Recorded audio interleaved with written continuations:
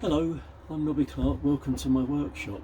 I just wanted to talk about some of the other favourite tools in my workshop. One is this belt sander. It's a 1 inch belt sander which also has a 5 inch disc sander at the end as well. I bought this about 4 years ago. They're presumably all made by one factory somewhere in Asia and sold under lots of different names. This one is branded Kobe, it's Kobe, and I bought this from a UK engineering tool supplier called Cromwell Tools. It was quite inexpensive when I bought it. I wondered after I'd ordered it whether I'd made a mistake and should have bought a much larger belt sander, but then the problem I have in the workshop is that I don't have a lot of room and I don't have a lot of bench space available either, so in the end you'll think, perhaps it was the best decision to make. I've been using this constantly for the last 4 years, and it's served me really well. I've done such a lot with it. I bought a lot of extra 1 inch belts. I tend to use the 1 inch belt most of the time, and I ordered up some belts of different grit sizes for it. I haven't replaced the round disc on this at all, and I haven't used that very much, but the belt on here, when I've probably changed it about half a dozen times since I bought it. It works very, very well indeed.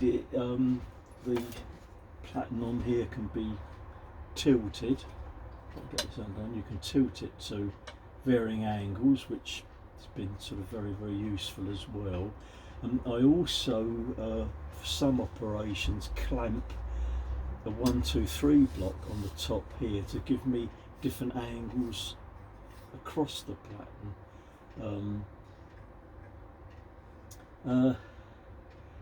One thing to be wary of with this, I was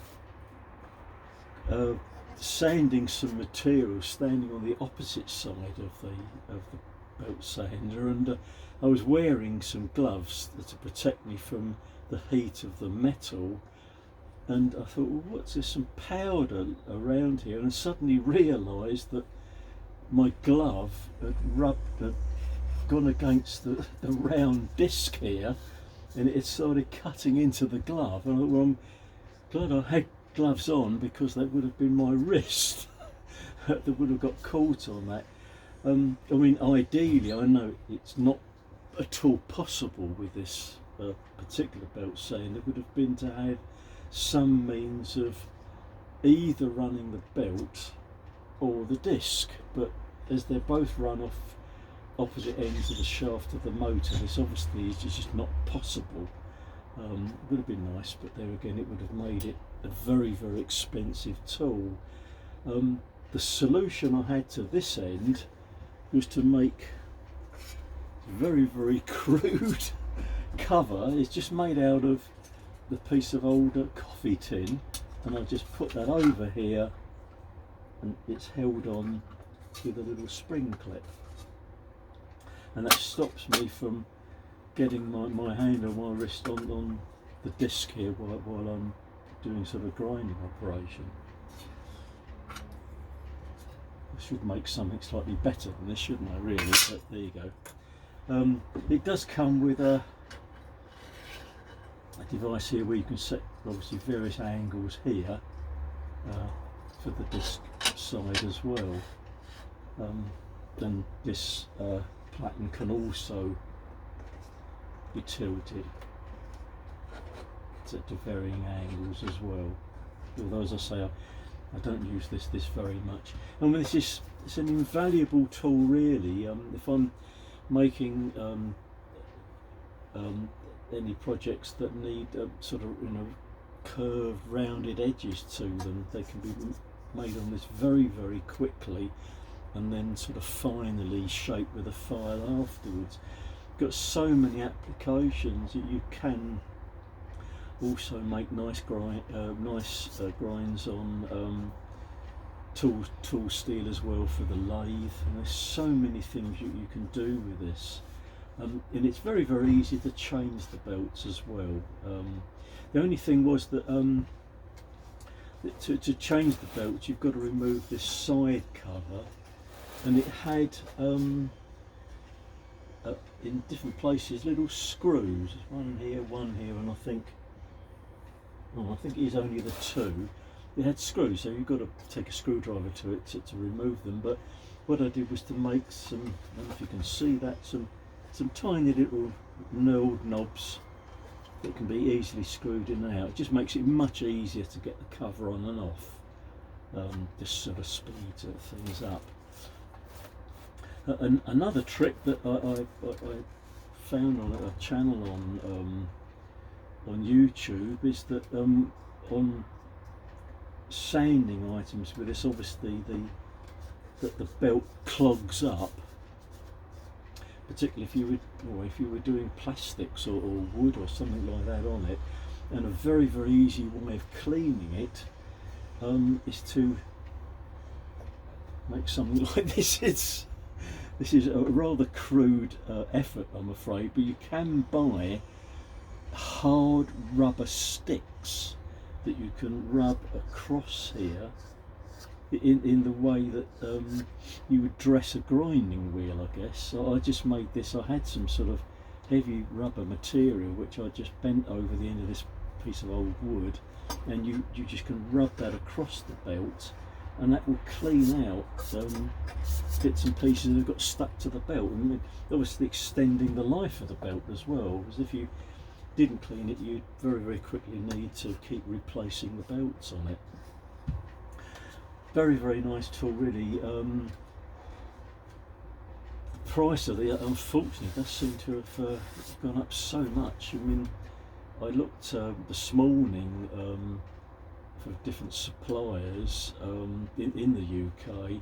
These now seem to be selling for sort of round about 115 to 120 pounds, which I guess is still a very good price. When I bought this, from memory, it was around about £55. So it was, for me, very good value, and I've had so much use out of it. It's been such a useful tool. It's a bit noisy, but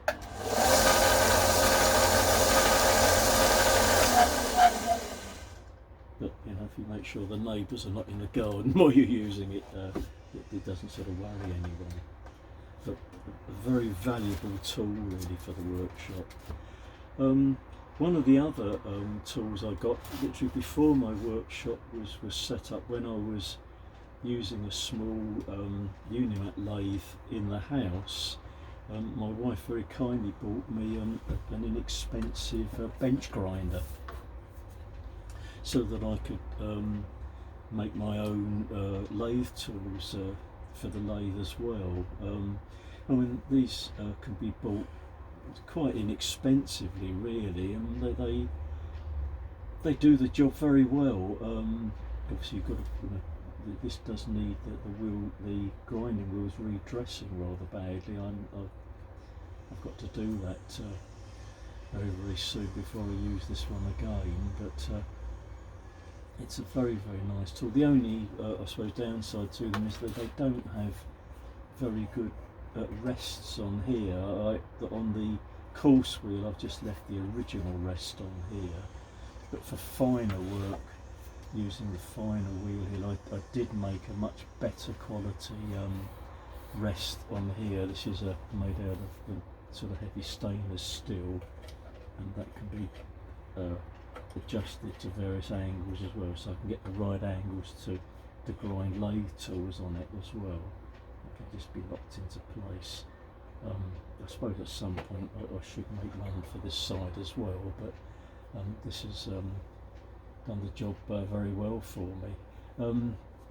So I mean, I've had this now for I guess about don't know, 7 years or more, and it's that proved absolutely perfect for me. But quite recently, in our favourite supermarkets, I'll just move this out the way.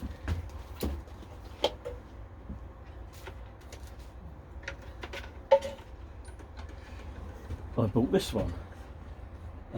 These I think for Lidl, Parkside brand. I know it sounds a bit silly buying the second one, but I had some other plans for this one. Again, it comes with a coarse and fine grinding wheel.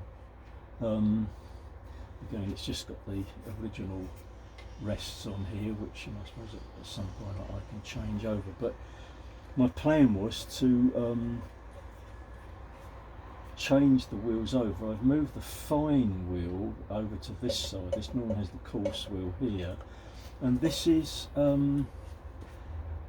it's not a Scotch-Brite wheel. When I looked at the price of Scotch-Brite wheels, they are so expensive. It's really a lot more money than I would really want to spend on something like this. So I did a long search, and this is a wheel made out of a sort of, I guess, a sort of a heavy nylon composite, I guess. This was quite inexpensive. I think it was only about six or £7, and this I can use for deburring and sort of final finishing on parts. I've used it. It works really well. So it's quite successful. I mean, what I had initially wanted to do was to have this faux Scotch-Brite wheel on this side and have a wire wheel here. I did buy a wire wheel, but the problem is that the wire wheels sort of flare out at the end, and they were just catching on everything around here. I might have another try at fitting the wire wheel to it, but I would probably have to remove all of this guard, which does leave it a bit exposed, but I suppose with care it would work fine. I mean, I know a lot of people have, I've seen people with grinders with wire wheels where the wire wheel is pretty much exposed, but I might have another try at doing that at a later date. But these grinders are quite inexpensive. Lidl had a deal on these. It was only sort of around about 20, 21, 22 pounds, something like that. Very affordable, really. And certainly using the deburring wheel here has proved to be very, very useful for me. I mean, I have used the fine grinding one. I think the fine wheeling on this one seems to be slightly finer grit than the other bench grinder I've got. I did buy something, but excuse me just one moment.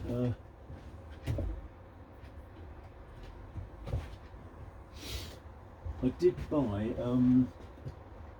a tool for dressing the wheels on these. I looked at all the different ones available for all the different types, and watched various YouTube videos on how wheels are dressed and the various tools people use, and I ordered one of these.